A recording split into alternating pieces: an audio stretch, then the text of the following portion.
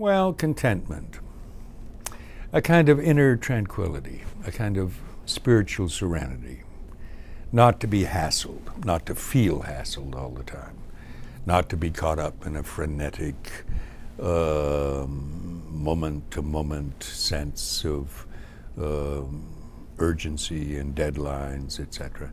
Yeah, that's certainly a spiritual grace, is that kind of serenity, or if you will, contentment. Contentment maybe strikes us perhaps as partaking a little of complacency, or just sitting back and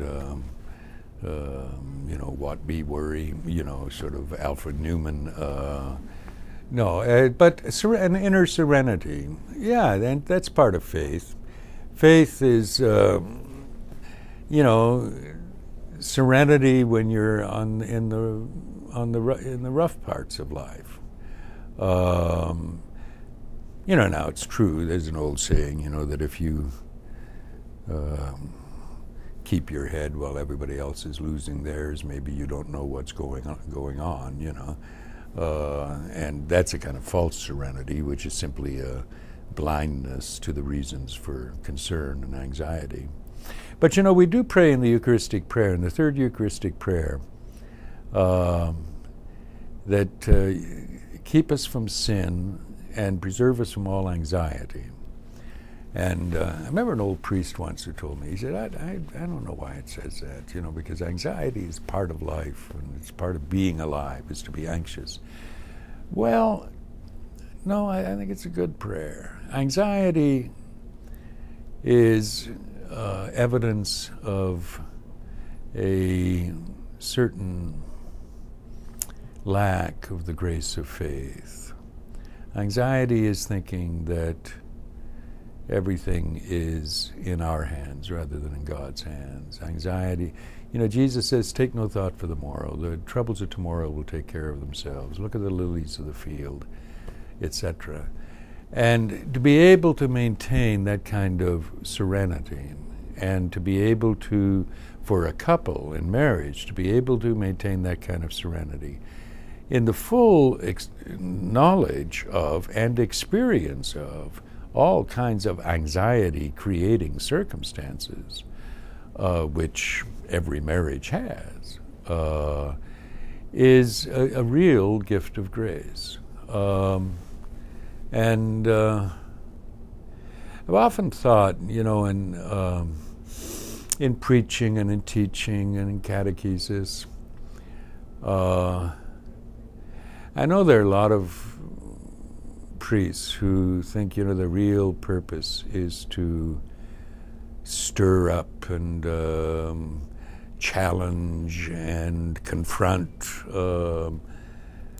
And of course, in some things, we do need to disturb and challenge and confront. But most of the people coming to Mass on a Sunday or a weekday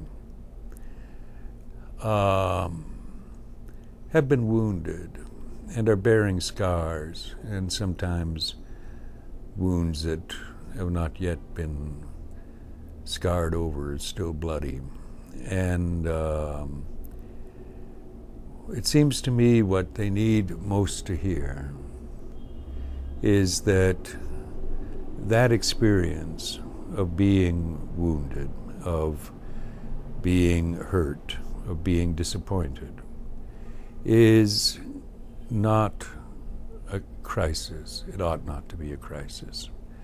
That this is part of following Christ.